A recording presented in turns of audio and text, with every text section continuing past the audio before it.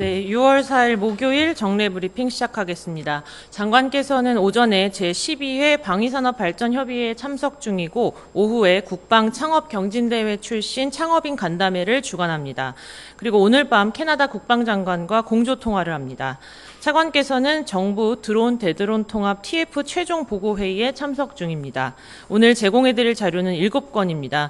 첫 번째로 국방부는 정부 출범 1년간 추진해온 국방 분야 핵심 성과를 발표합니다. 두 번째로 국방부와 산업부는 국방 첨단 전략 산업 발전과 범정부 차원 수출 지원 논의 등을 위한 방위산업 발전 협의회를 개최합니다. 세 번째로 안규배 국방부 장관은 국방 창업 경진대회 출신 청년 창업인들과 간담회를 가집니다.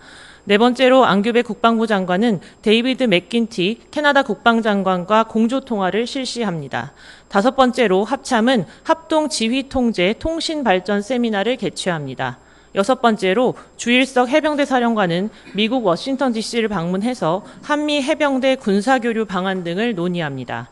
마지막으로 방사청은 포천 승진훈련장에서 기동부대 보호를 위한 대드론 기술 체계를 시연합니다. 자세한 내용은 보도자료를 참고해 주시기 바랍니다. 질문 있으십니까? 예, 김 기자님. 예, 이투데이 김서영입니다. 오늘 국방부에서 이번 정부 1년 국방부 성과 관련된 보도자료 나왔는데요. 그것 중에 이제 첫 번째가 강조하시고 있는 게 이제 민주적, 제도적 통제 체계를 확립해서 국민의 군대를 구현해가고 있다. 이제 이렇게 발표하셨습니다.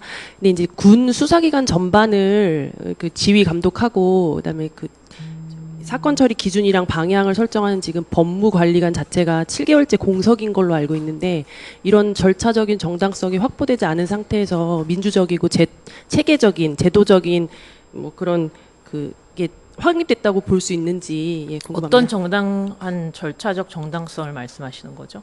지금 국방부 법무관리관 자체가 수사기관, 조사기관의 이제 방향과 처리 기준을 설정하는 그런 역할을 하는 중요 자리인데, 그게 작년 12월 이제 공석이 된 이후로 아직까지 임명이 되지 않고 있는 상태에서 지금 징계위원회들 같은 게 열리고 있지 않습니까? 그러니까 그런 절차적 정당성이 어떻게 보면은 지금 약간 빠졌다고 볼 수 있는 상황에서 어떻게 국방부의 1년 성과로서 민주적 제도적인 체계가 확립됐다고 그렇게 발표하실 수 있는지 궁금합니다. 우선 법무관리관은 현재 직무대리 체제로 정상적으로 잘 운영이 되고 있고요. 절차적 정당성이란 말은 조금 동의하기 어렵습니다.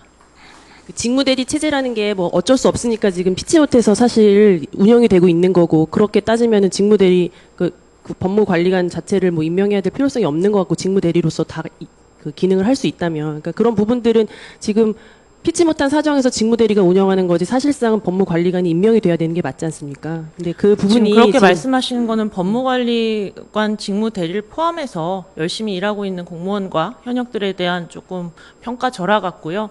인사는 아니고요. 예, 법무관리관이 왜 7개월째 지금 그런 공석인 겁니까? 그게 임명이 늦어지고 있는 이유는 어떻게 됐는지. 인사는 저희가 여러 가지를 고려해서 절차에 의해서 할 것입니다.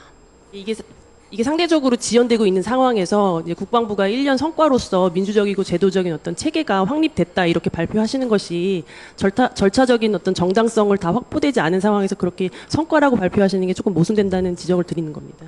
같은 질문 계속 하시는 것 같아서 답변 드릴 게 없습니다. 같은 질문이 아니고요. 질문에 대해서 지금 그런 부분이 뭐 직무대리로 운영되고 있어서 이게 뭐 문제가 없다. 그리고 그 부분에 대해서 평가절하하는 것이다. 이렇게 답변을 하시니까 그런 부분이 아니고 절차적 정당성을 확보하는 것이 국방부로서 해야 될 당연한 역할과 책무라고 생각이 든다는 말씀 드리는 겁니다.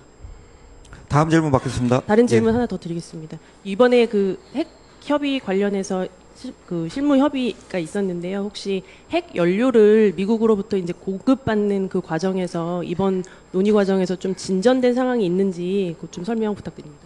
네, 일단 핵잠 관련 대미 협의에 외교부와 국방부 그리고 주요 지기자와 실무진들이 참여한 건 맞고 협의 관련해서 상세 내용은 확인해 드릴 수 없음을 양해 부탁드립니다. 예. 예, SBS 김태훈입니다. 오늘 북한이 새 핵물질 생산 공장 시찰 공개했잖아요. 참 좀 말씀해 주시죠. 그러니까 2024년, 2025년 한 번씩 공개했던 거하고 약간 외형상으로 바뀐 게 있는 것 같은데 장소라던가 예의주시하고 있다 그런 말씀 말고 다른 말씀 좀 네, 협장 공보실장입니다. 북한이 공개한 시설은 우라늄 농축 시설이며 세부 사항은 공개가 제한됩니다.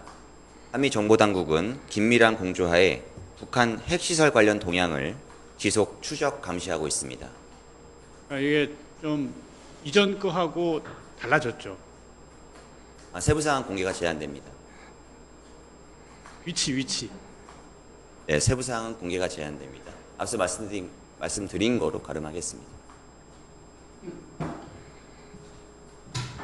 예, 이 기자님. 이한솔 기자님. 예, 아시아투데이 이한솔입니다. 지난번 온불 때 대변인께서 전작권 관련해서 한미 공동평가 질의에 대한 답변이 연합 비밀에 해당되지 않는다고 하셨던 것 같은데 2025년에 강대식 의원실에 제출됐던 국방부 자료 보면 전작권 전환 추진 수준에 대한 답변으로 이제 연합 비밀이라고 했던 것 같은데 어떻게 되는 건지 좀 설명을 부탁드립니다. 네, 제가 의원실의 자세한 그 서면 질의와 답변 내용 다시 확인해 봐야겠습니다만 제가 파악한 바로는 의원실의 질의는 한미 공동 평가 결과에 대한 이행률 그리고 충족률을 질의한 것으로 알고 있습니다. 해당 내용은 당연히 한미 연합 비밀에 해당하기 때문에 저희가 당시 답변이 제한됐던 것으로 알고 있습니다. 예, 또 추가 질문 있으십니까? 없으시면 오늘 브리핑 마치겠습니다.